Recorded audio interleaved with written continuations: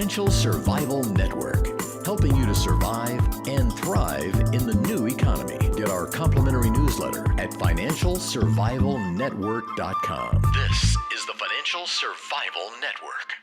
Financial Survival Network is presented to you by Regal Assets. Buy and sell physical gold and silver through your existing retirement plan, 100% tax-free with Regal Assets. If you want to include physical gold or silver in your existing IRA or old 401k, request your free investment kit, which was recently featured in the Forbes and Smart Money Wall Street Journal magazines. Call toll-free 855-678-6620, 855-678-6620, or visit regalassets.com.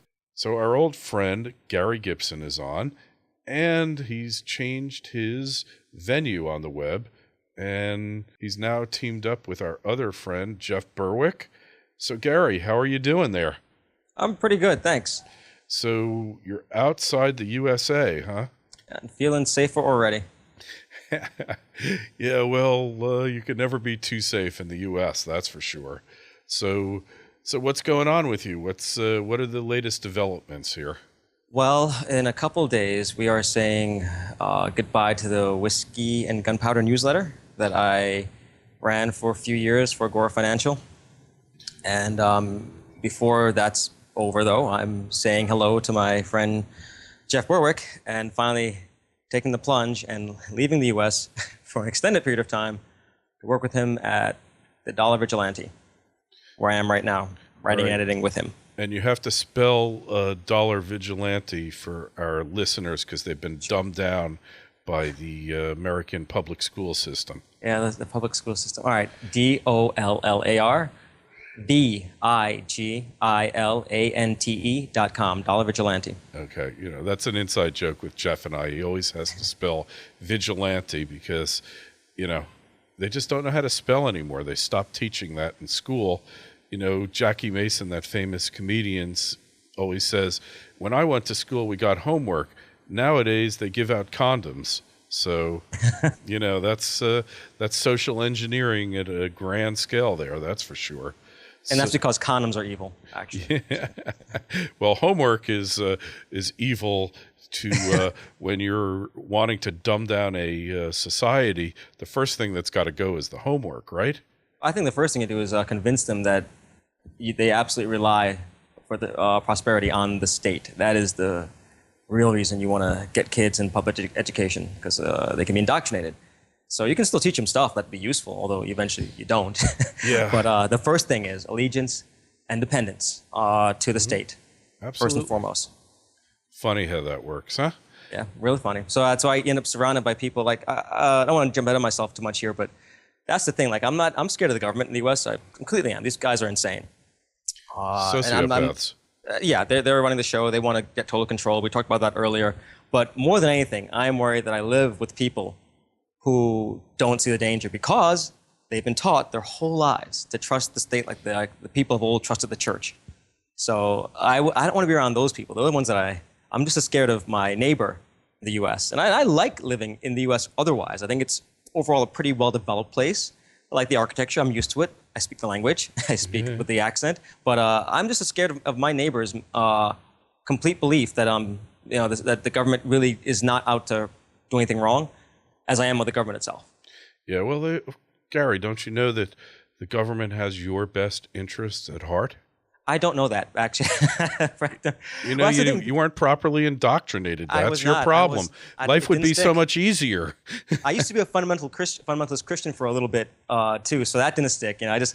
Irrational things just don't stick with me. So here I am. So you're all by hopeless. myself. Yeah, I'm hopeless. I don't go to church. I don't worship with the church of the state. I'm just I'm a threat, man. I'm going to get in trouble if I stick around. So I figured I'd come here where I'm among like minds. Yeah. So what are you going to be doing at the dollarvigilante.com? Everything I can. I am just listed as one of the editors now. I'll be contributing, obviously. Work on the daily issues and the monthly and semi-monthly issues. We are coming with new products for readers to help them out however we can. And of course, there is the issue of citizenships and passports. with TDV passports, looking to get people out on the Underground Railroad, the new updated Underground Railroad, to help the slaves in the USSA escape to freedom anywhere else. Was it your column today? It said "Dear Slavey." Is that yours? No, that's a regular edition that was here before I got here. Yeah, I was reading it today, and I really got a kick out of it, I have to say. Yeah, that's one of my favorites. Yeah, it was fun to read, and it's I interviewed somebody from Dollar Vigilante in Vegas at Freedom Fest about was it Ken, I believe? It was Ken. Yes, it was Ken. our friend Ken. Yeah, about getting a second passport, and we got a zillion downloads off of it. People really are interested, and I think that interest is really going to increase, because I can tell you this, over the past couple of weeks, I don't think I'm doing anything different on financialsurvivalnetwork.com. Well, our website traffic's up by about a third, and downloads are up by about 40% of the audio show. And like I say, if I was doing something different, if I changed my voice or got a spray-on suntan or something, I wish I could attribute it to something. I think there's a growing sense of unease and of fear, perhaps, and it's manifesting itself here. Yes, I think you're right. That's I feel that I'm part of a serious growth industry, but it's something I believe in. It's something I'm doing myself. I should disclaim that I don't have U.S. citizenship. I never did. I came here as a very small child from a Caribbean nation, of which I'm still a citizen, and I have that passport. So I feel a little bit better just knowing that. Still, I feel physically unsafe being within U.S. borders where they can legally reach me. I figure they can, if they really want to, they can reach wherever you are in the world. They'll blow you up in Afghanistan, They'll come to rescue you in Netherlands. Yeah. Whatever it takes. Really get away. But it makes it a little bit harder to put as many barriers in the way as possible. And I feel, I'm not saying I'm going to get taken away in the middle of the night yet. I'm not saying we're there yet, but I would not be surprised if that started happening. It just accelerates like rapidly. Before you could, if you saw it coming, you wouldn't be a problem. You get out before it happens. Sure. The trick is to leave while it still seems crazy to do so. Everyone's like, what are you worried about? Everything's fine. And then, 2-3 months go by and everything's suddenly different and you didn't get out while you could have. And on that note, I just did an interview yesterday with a guy by the name of Arch Crawford, and he has a website, Crawford Perspectives, and he's been I would call him an astrological financial guy for 40-something years, and he's made some amazing calls. One of which was at the 2000 election. He said, pretty much, I don't know what's going to happen, but this election is strange. Something weird's going to happen, and I don't know what it is, but that's what the chart's telling me. And what he's saying now is the chart's telling him that the election will either be delayed or canceled, and martial law will be implemented. Now, I don't want to alarm people and say, hey, this guy's always right, because I can show you instances where he's been wrong. But it's just interesting, because my feeling has been something's going to happen and we're not going to have this election. I could be totally wrong too. My gut instincts are often wrong, but generally I've done very well in life going by my gut. And you said the magic 2 words, martial law. Kind of waiting for that to come down. I am far from a conspiracy buff. It just seems like complete natural progression to me at this point. Yeah. I just, the whole FEMA camp, disarmament of the populace, the drones. That would make complete sense if they cancel elections. So the next 5 to 6 months, just watching things get completely movie kind of crazy. Just the kind of stuff you thought could only happen on the big screen, happening right outside your window. And our friend Doug Casey is always talking about that. He's like, yeah, I'd rather watch that stuff on the big screen in the news in my living room in Argentina than outside my living room window in Minneapolis, where I recently came from. So yeah, I'm not convinced that it's going to happen, but it certainly seems that we've had a long progression, and these executive orders have come down with alarming regularity, which really restrict rights. and are really setting the stage if there's some type of quote-unquote emergency that martial law would be implemented as the natural course of events, like you said. Yeah, I got to tell you that I finally took the jump this year to come down here, and a couple things happened, a couple events, kind of met and just gave me that push. First of all, it's like the U.S. government was sending me little letters, basically, not to me personally, but just everything they've done has said to me, we're not kidding this time. We'll arrest whoever we want. We're gonna do whatever we want, and we're gonna take whatever we want from whomever we want. That was the message all throughout, from the attempts to control the internet to the NDAA 2012. That's just been the message. And then, of course, at Agora, I felt that I wasn't able to. It wasn't a perfect fit at all. I felt what I could doing with Jeff would work so much better. So it's like I got my marching orders practically from the U.S. government. And Jeff was there with open arms, and then Agora Financial was like, yeah, we're not sure whiskey's on its own is doing what we want. I'm like, where I'd be useful and where I'd be safe. And it just seemed to make complete sense to come down here. And I miss my life in the U.S., but I don't miss the U.S. And I'll go back as soon as I think it's safe, which could be 10 or 20 years until they go through whatever crack up they have to go through and insanity they have to go through. And, it could be quick, like a Nazi Germany thing, 10, 15 years of madness culminating in war and defeat. Or it could be like, instead of the fascists, it could be more communist, like a nice long century of, or nearly a century of misery and poverty and isolation. So either way, I'm not looking to make a life back there until things look safer. And right now, they got to go through their crisis politically and economically.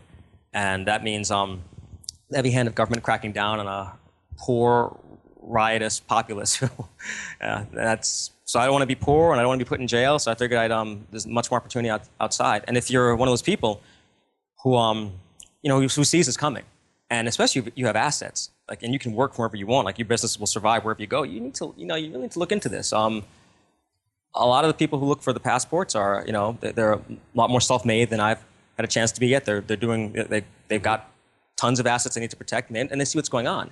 And I'm lucky enough to have no need for a second passport. I already have another passport. Yeah, but if I had the money, I'd not kidding. I would it'd be the first thing I do. I think the age also of this whole.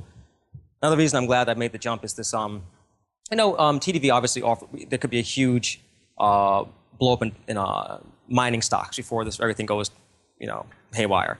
And that's probably in stocks. That's probably where you'll make your money these days. That's probably your last chance. I think the age of just throwing money into the stock market and kind of watching it all rise. Just like the age of home ownership being the way to, it's kind of over. We're looking at it's totally over. Yeah, the next bubble will be when the dollar dies and gold and silver shoot up. That's going to be the next bubble, and that's where you should be now. That will be huge, no doubt. Yeah.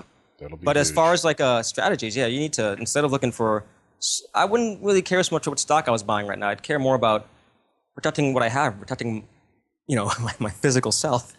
Absolutely. With location. Yep, I agree with you. There's a lot of wisdom there. So we find you at dollarvigilante.com now, right? Yep, I can spell it again if necessary. Yeah, spell it again. Just emphasis added on vigilante. Yes, DOLLAR is dollar, and then VIGILANTE.com, vigilante, dollarvigilante.com. And you can always Google us. I'm sure you'll find us that way too, but that's the link. And you can see what we're all about there. You've spoken to Jeff before a couple times, Kerry, and you know that we're both very anti-state to the point of we don't want any state. We're all about the markets and personal freedom, and we think the world would look beautiful if if that ever really did happen all over the place. So, be warned. But right now, we're focused on the actionable advice is to protect yourself from the most dangerous criminal gang out there right now, which is the U.S. government. And if you're in the U.S., look for ways to get out of jail card, and we can help with that. Okay, well, it's definitely some wisdom there, and definitely a good insurance policy against what can go wrong here. Hopefully we've still got time left. That remains to be seen. I'm not necessarily buying into that mid-September to end of September timeframe, but I do think there's a limit to how long they can keep the financial system propped up. Mm-hmm. And I think arguably there are elements within the government that would like the collapse now so they could just tighten the noose and really... go They're in all place, the man. way. Yeah, they seem to have everything kind of ready to go Yeah, when the it's collapse. ready. And you hear the whispers on the internet, and people say, it's all crazy stuff. But yeah, pay attention. Like they just they've passed laws they need to pass. Their servants, the military and the police they're trained to do as they're told, and they have it's in their best interest to do so and to crack down. And thing is, people, even when they're hungry and angry and totally poor, they believe in their government. Like, people believe the U.S. government's a benevolent force in the world. People who live there think that. And the few who don't, those people I'm kind of addressing this to. You guys, get on the Underground Railroad, get out when you can, because your neighbors. Even when things go completely haywire and they're poor and the government's cracking down on them, and they're filling the FEMA camps, and they got the police in the street with the tanks and taking your gun, all that stuff, your neighbor's still going to think these guys are trying to help. So how do you fight that? What's just like they helped in New Orleans for Katrina. They did such a great job there. And, imagine that all over the country, in every major city, something like that. Once the dollar goes, the confidence in the government goes too. The two are really attached at the head. And if there's no dollar, there's no underlying confidence in the state. And when people are all impoverished because all their wealth was in paper, they'll understand it then. But unfortunately, it's going to be too late. Gary, yes. Good luck.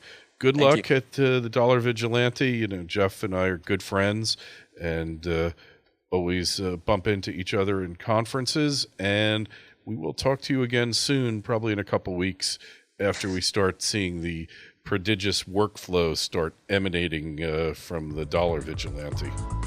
Fantastic. All right, Kerry, always a pleasure. Hey, you too. All right.